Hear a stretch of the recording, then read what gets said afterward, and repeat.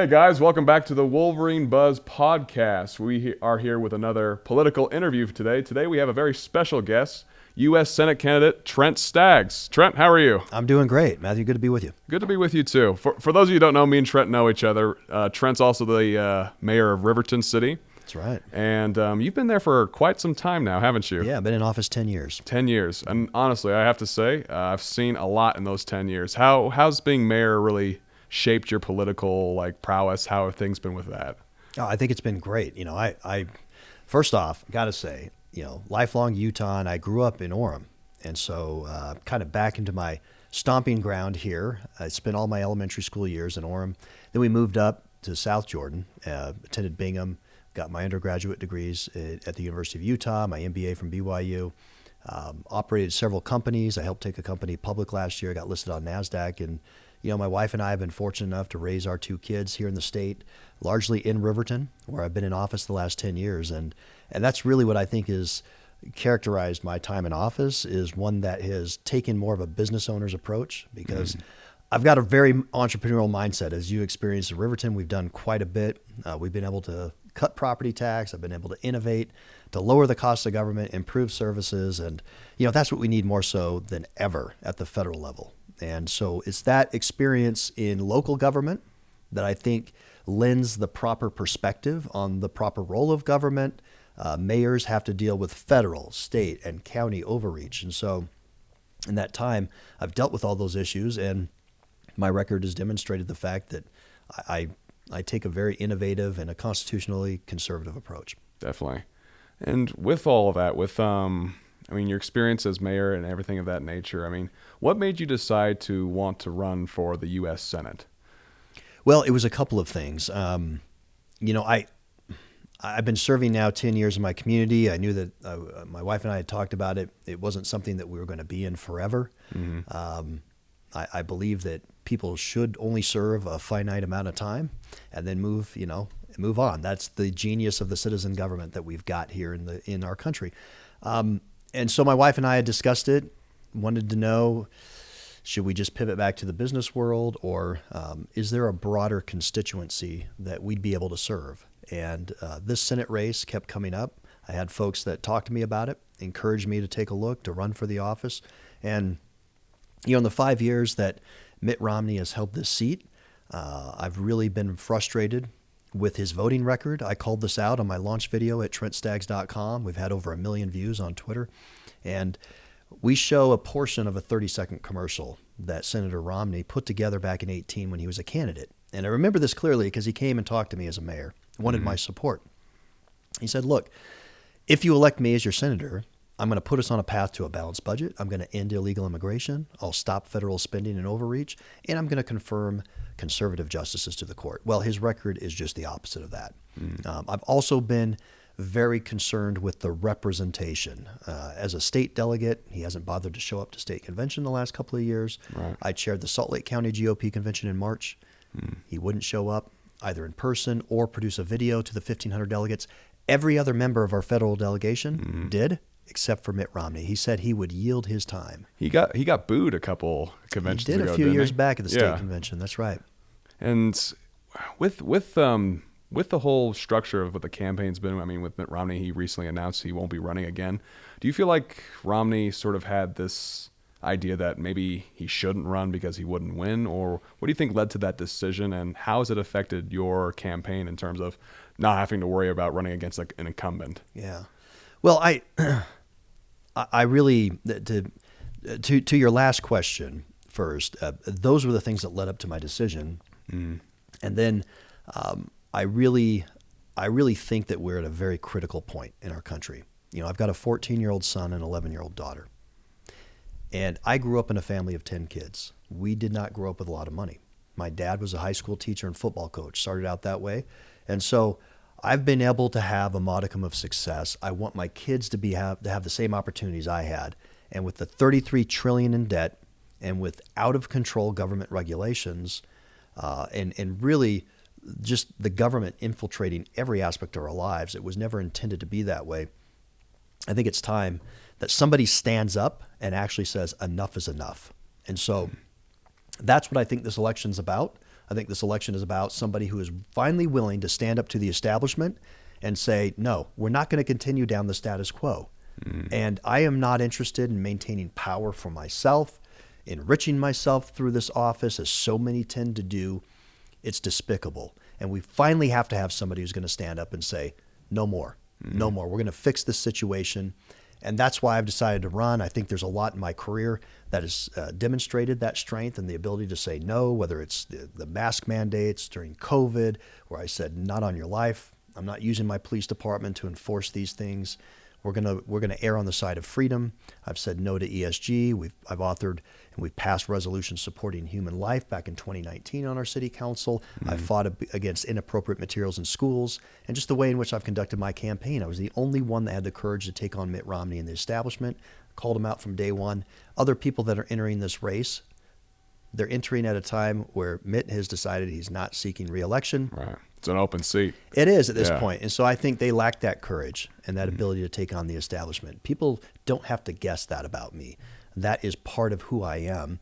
And to answer your question about Mitt Romney, I wasn't surprised. I wasn't surprised that he decided not to seek re-election, because our own polling data indicated he was probably in the 30% range in terms of favorability amongst Republicans, particularly primary voters.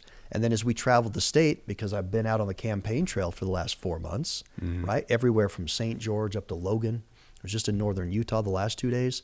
And I heard repeatedly from folks, fool me once, shame on you. Fool me twice, shame on me. They were not going to be voting again for Senator Romney. So I think he had access to that same information. He made that decision. I mean, there's probably a lot that goes into the decision not to seek re-election, but I'm sure that definitely played a part. And so my campaign messaging is going to be the same. Right. It's the same that we've been focused on: smaller government, safer families, and a stronger economy. That's the overarching, top 3 themes at TrentStaggs.com and what we've been talking about, and that's what people want. Definitely. Well, let's jump right into policy then. Please. This is a question I always like to ask congressional. We've had a few congressional. We had Burgess Owens once on the show. We covered the 4th congressional race last year, and this is something I always like to ask congressional candidates. You can say that we're going to pass this in this. I'm going to make sure and go to Washington and do this. We're going to go and cut spending. We're going to all do these things, and a lot of those things I'm going to be asking you about today. But the one thing I want to know from you, if elected, what is your strategy with dealing as a senator, not your 99 other colleagues and the 435 representatives in the House? What is your strategy to actually get legislation passed? Yeah, well, I got to say, first and foremost, I'm not going to D.C. to make friends. I'm going to make change. We are, and I can't stress this point enough, and I'm doing this for my kids. We cannot have $33 trillion in debt. To me, that is the height of immorality, to place that level of debt on all of us, on my kids, on future generations. They had nothing to do with that, nothing to do with it at all. So I think there's some consensus around, reasonably minded people that this process of passing continuing resolutions can't continue. That's where we've had all these issues. We have to move back. There are 12 appropriations subcommittees in Congress, right? And we have to pass bills that have budgets for each one of those subcommittees. And Senator Lee, I've talked to him about this extensively. And if we can do that and have opportunity for open debate and amendment on each one of those 12 bills, we'll finally restore process to the budget. And we will finally, I think, get back to some discipline, some fiscal discipline. And if that's the only thing I can do in Congress, is to go ahead and set a process that will get us to a balanced budget, as I've had to do for 10 years in Riverton, running my community, pass a balanced budget, that I think will be monumental. Definitely. So smaller government is number one for a reason for me. And I want to be able to work with others that will be able to do that on the budget piece, and also pass the REINS Act and get this regulatory reform, and we can get into that. But those two things are critical, and how we get that done, I think we have to have great conservative leadership. Obviously, the Republicans need to win in the Senate. We have to have a majority leader, someone other than Mitch McConnell.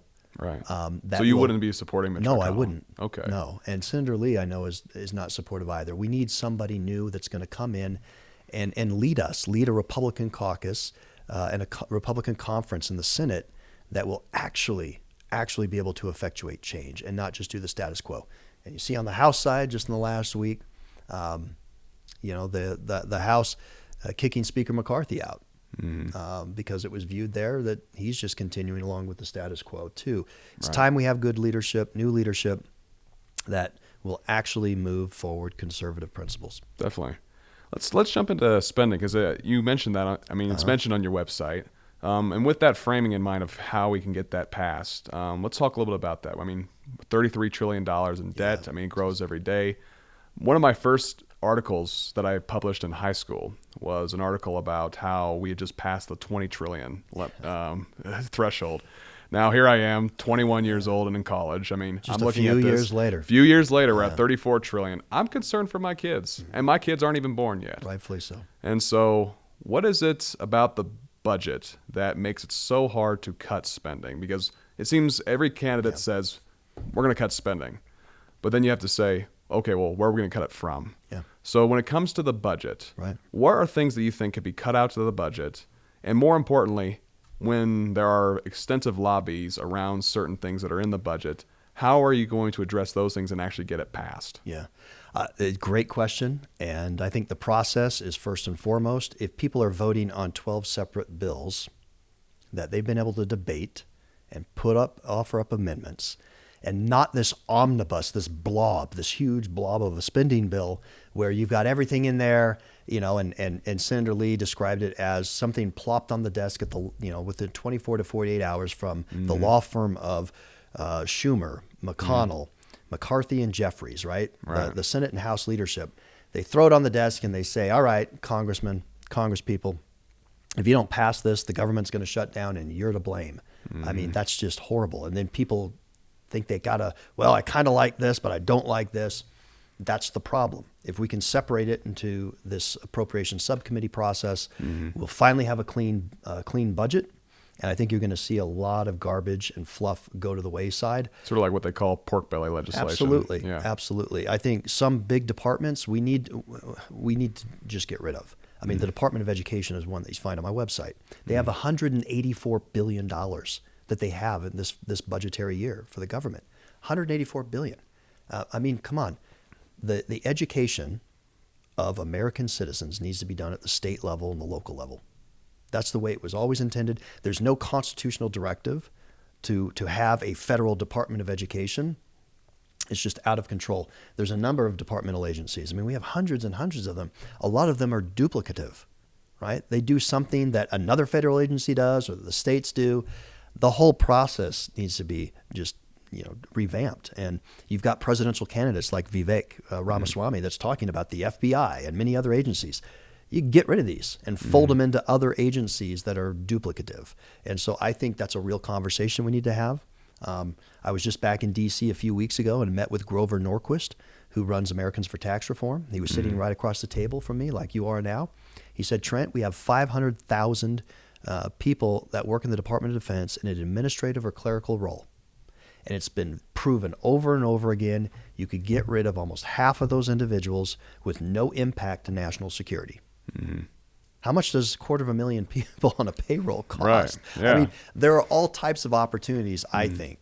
The red herring argument is always, well, there's nowhere we can really cut because 60-70% of the budget is tied up in entitlement spending and interest on the debt. Yeah, okay. I get that. Entitlement reform is definitely something, too, that needs to be addressed. But just throughout the budget generally, there's a lot of areas to cut. Former House Speaker Paul Ryan was actually here on campus last week. We actually had a chance to talk with him. And one of the things that he mentioned was entitlement reform. But with that, I mean, do you think America is addicted to deficit spending? Do you think at any point if we try to cut spending at one part and then just try to cut, do you think that would have any economic impact? Or, I mean, because that's sometimes the argument people make is like, okay, if you touch this, right, this also affects this affects that, and it's a huge web of different issues. Do you subscribe to that counter argument, or do you? Well, I know there's a lot of interconnectedness and ripple effects, right? You start cutting spending, things that are going to occur. And that's where you've got great proposals like the penny plan, where you take down 1% a year, right? I mean, government accounting is so interesting, where they automatically put in these percent increases. And if you don't spend as much as the projected increase, that's a budget cut. I mean, that's not a budget cut. We need serious reform. And I think it needs to be done in a gradual way that is going to be, not just cause chaos. Because yes, to answer your question, we have become addicted to deficit spending and to governmental spending. And people need to change their mindset. We need to go back to the founding of this country, the constitutional, Article 1, Section 8, that delineates the limited number of things the federal government's supposed to do. Everything else is reserved to the states and to the people, and let the people be in charge of that. I mean, I understand this concept because, as you know, in Riverton, we ended up exiting several county-run organizations, higher levels of government that we brought in more closely to the people, and it was less expensive, and we provided a higher level of service. That's what happens. That's the concept of government closest to the people. So that's the problem with the federal government. They're doing so much more than what was ever envisioned, that we're trillions in debt, and we're failing, the federal government that is failing to do the few things that it's supposed to in Article 1, Section 8, especially immigration. That's one of the few things that's indicated there, and that's been a complete failure on the part of the Biden administration. Let's I want to circle back to immigration because I feel like it's a big topic. But one thing you mentioned earlier about education, I was reading this a little bit on your website. One of the things you mentioned were holding schools more accountable, taking more results for students, and then having more options for students. Yeah. What kind of policy would that look like so that you could increase accountability, trying to make better results for students and having more school choice? Yeah, I think at the federal level, getting rid of the Department of Education is going to open all of those opportunities up at the state level. Okay. So that $184 billion monster that we have right now, that is the Department of Education, that comes with, our state of Utah, for example. I have two of our state school board members, some school board members that have endorsed my candidacy, and we've talked extensively about this. They say that the state of Utah only relies about 6% of its state budget, its budget for education, is reliant on federal dollars. Yet, because they're taking that amount, the federal government has injected itself everywhere throughout the state. It's controlling it with these strings. So if you don't do this, you don't get your check. Exactly. Yeah. We have to get rid of that altogether. Get rid of the Department of Education completely. And once that is done, then states are able to really be those laboratories of innovation that our founders had always contemplated. And they can go ahead and get things done. And I'm a huge proponent of parental control in education. It has to be priority, I say on my site, priority A through Z. Has to be. That has to be in the hands of parents and local control. Definitely. Let's circle back now to immigration for a little bit. Tell me a little bit about what you would want to see on the border, because we've been seeing things here recently now with the attack on Israel. There was a recent report about concerns of Hamas crossing the border. Right. There have been reports of chain migration and things like that. It's a humanitarian crisis. It's Absolutely. Things like Robert Kennedy, who just announced recently an independent run for president. It's one of the things he's big on, trying to take a more moderate approach to those things, trying to make sure they secure the border, but also trying to help those who are already here. We have the Republican side, you have the Democratic side, open, not. Where do you fall when it comes to that whole spectrum? Yeah, look, we have to get our border under control. It's not just a humanitarian crisis, I agree. It's also a national security issue. I just met Tuesday last week, with the director of ICE, the field office, Salt Lake City field office director. And in Salt Lake City, that office encompasses Montana, Idaho, Utah, Nevada. They shared with me statistics that blew me away. And they also offered up a memo that showed they had designated Utah as a sanctuary state. I heard about that. It was absolutely unbelievable. Governor Cox recently issued a statement about that, saying, no, this is not true. Yeah. Well, it was true. Yeah. They just, on Friday, ICE field director rescinded that designation because the state of Utah came to an agreement with ICE in terms of finally helping out, which was the point of my statement. I called out and said, look, the state of Utah does need to be the backstop to a utter failed federal government here with respect to immigration. Like other states, and Texas and others have stepped up to try to help. They've got to be able to get together and help out our counties and our county sheriffs and county jails that didn't want to cooperate with ICE because of the onerous requirements they have in their agreements. Right. So that was my appeal to state leaders, Governor Cox, Senate President Adams, Speaker Wilson. You got to do something. The status quo isn't acceptable at all, because the stats they shared with me on the thousands that they arrest and try to detain, but they don't have long-term detention facilities here, so they're released again into the general population, all kinds of theft, and 1 to 2 sexual assaults a day, they told me, are being committed That's by illegal insane. immigrants Yeah. in our state. You're absolutely right. It's insane. And so that's why as a mayor, this director came to me. He sought me out. He said, I'm trying to talk to anybody that will listen. Because of this lack of cooperation, I'm designated Utah as a sanctuary state. So I formulated my statement. We put it out there, and guess what? The very next day, we had change. And I hope that the state of Utah is seriously, taking this serious and working with the county jails and sheriffs. But I think some of the statistics he shared with me on the federal level is, look, we've had 5.5 million come through that we know of, 1.5 million gotaways. That's 7 million people that have just flown across the border, invaded our country in the last almost 3 years since the Biden administration. That's more than twice the population of our state. So what is happening, and what is the impact on our communities as a result? Well, we've seen it. We've seen it everywhere. Every state is pretty much a border state at this point. And so what do?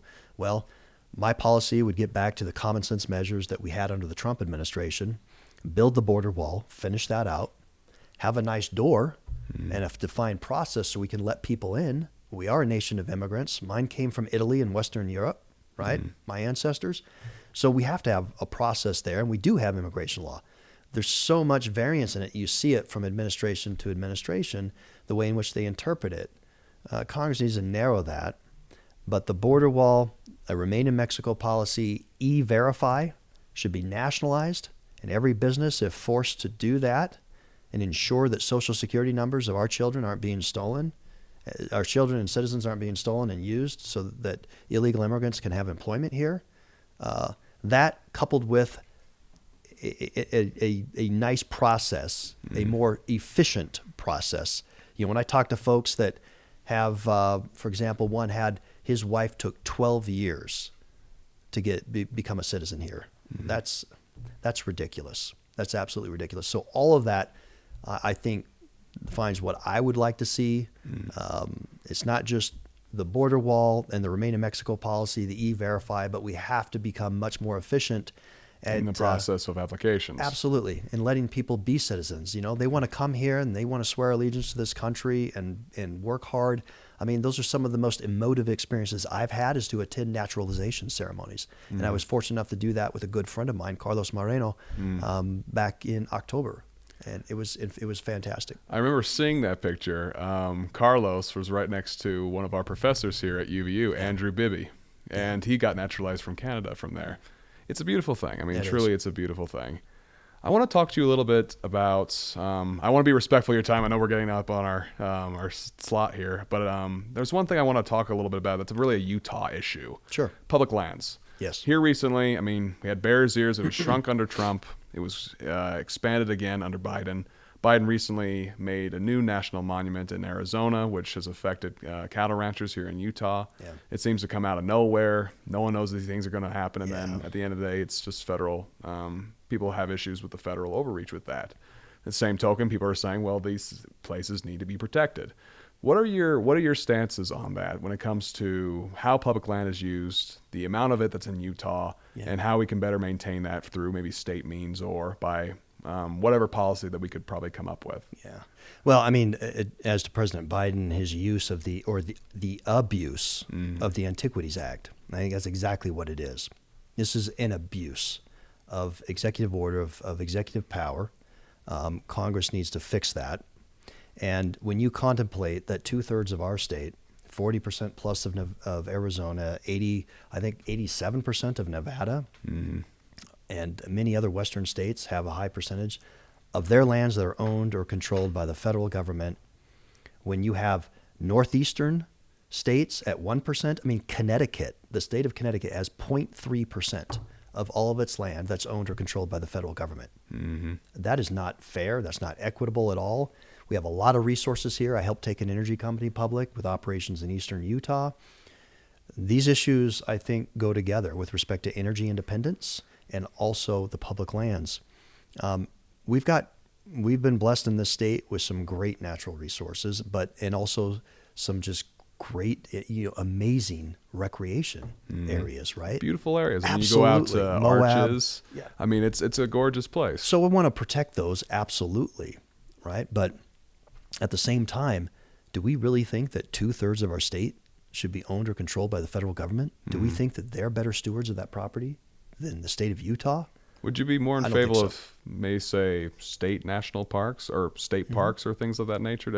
If you moved it from the federal to the state government, do you think that'd be more legitimate in terms of public land usage? Yeah, a good, the question is how much. Right.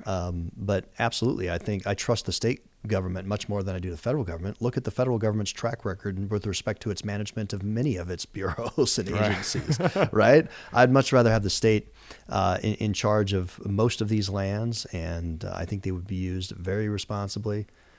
We just have to effectuate change there, and that's one of the things I want to do as a senator. There's a number of committees a senator can serve on, and traditionally, your top 3 choices you would get. I want finance. I want small business and entrepreneurship. That's near and dear to my heart. That's one of the committees I could serve on. And then also with respect to natural resources, which encompasses public lands. I want to be on those committees, and I want to work with other senators to address this issue of public lands. Definitely. All right, lightning round here. 2 things for you. Actually, briefly, let's talk a little bit about healthcare. Where are your stances on that? I mean, students here on campus are often, I'll admit it, we're poor college students. We're just trying to get through our education, trying to pay tuition and everything of that nature. Healthcare is a big thing. We Sure. have a program here on campus with the student health services to try to give cheap healthcare and things of that nature. With the issues that pertain to healthcare in this country, what are some things that we could do at the federal level, the position you're running for, that could address some of these issues of high healthcare costs and the different issues that pertain to that? Yeah, great question. 2 things come to mind immediately: tort reform, and also with respect to interstate commerce, allow insurance to be bought and sold across state lines. That would drive down the cost because you increase the level of competition amongst insurance companies, and tort reform is a big deal. I can't tell you how many doctors I've talked to that say we are prescribing MRIs and demanding other procedures be done, not because we think that it has to be done necessarily, but because we want to make sure we're covered and we're not sued frivolously. Right. We don't want to miss anything, so we're going to, order a whole flurry of different tests. So we need to address that. The federal government can do that. A swab test is like $150 or something just, like that. Yeah. It's out of control. And let's mandate that prices be transparent. I think I just saw an article here locally in a local paper that said the cost of an MRI at one institution was 10 times the cost of another. Why is it that healthcare seemingly is the only product or service, right, that we buy, we can't see the price? Right. Like, what's that going to cost? Yeah. And I think if that level of competition and openness and transparency were established in the healthcare service industry, we'd see a huge shift in the right direction to lower the cost of healthcare. Definitely. Just briefly, in regards to the primaries, Brad Wilson said at his announcement because it seems like at this point there's 2 major candidates in the race. Right. Yourself and Brad Wilson. That's right. And at this point, I was looking at the FEC numbers before I came in here. $209,000 that you've raised in the last FEC filing. I think it's the second quarter. With his, it's almost 2.1 million. Yeah. Almost 10 times that. Right. And he recently said in his announcement that, we actually have it quoted, some of my opponents in this race offer colorful rhetoric, but I am the one who will get things done. So when it comes to maybe your opponents in this race, I just want to ask briefly, what is your strategy in the primary? What is it you want to see, and why are you the best candidate for Republican voters to go for? Yeah, well, I think it's because I'm the only true conservative in this race. That's what that's what people want. They want somebody who is not an establishment figure. I think that Brad Wilson embodies the establishment in this state. He's been the speaker. He has all the lobbyists and the who's who of the establishment world donating to his campaign. You just pointed that out, with millions of dollars already in his war chest. We've done a lot better this last quarter with respect to fundraising. But I'm not the insider. I'm not the establishment candidate by any stretch. I think Utahns have had enough of Mitt Romney, and we need to actually elect true conservatives, somebody that's going to stand up. I've got a record of doing that. We've talked about the many things that I've done, and had the courage to stand up and say no, and fight back the establishment. So that's what this race is all about. It's who is going to who has the record and who has the courage, the demonstrated courage, to stand up to the establishment so that we stop this reckless spending, everything else. So I think that's the big difference between me and Brad Wilson. Others that have entered, I mean, if he was such a bold and courageous fighter, why didn't he fully enter the race when Mitt Romney was still there? Right. Well, he opened an exploratory committee and then didn't decide to enter the race until after Mitt Romney declared he wasn't seeking re-election. I don't think that's bold. I don't think that's courageous. I was the only one that came out and went ahead and announced that I'm in it. I'm in it, and I articulated why. And the reasons and the policies of Mitt Romney were not serving our state and our country well. And Brad Wilson has refused to comment at all about Mitt Romney, about who he'd more closely align with in terms of senatorial style and voting, Senator Lee or Senator Romney.